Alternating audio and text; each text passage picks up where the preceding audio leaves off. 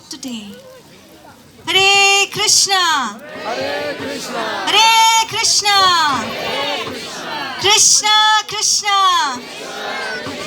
Hare Hare, Hare Rama, Hare Rama, Rama Rama, Hare Hare. So today, as Lord Jagannath is here, so why not we sing Geet Govindam? Do you all know what is the most important part of this song, Geet Govindam? Anybody?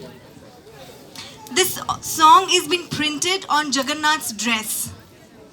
So isn't it not really very important, or we are fortunate enough to sing or hear this song so that we can direct reach Lord Jagannath's heart in an easy way? Am I right?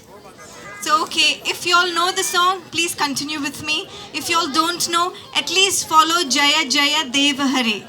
Can you all say Jaya Jaya Deva Hare? Alright? Thank you.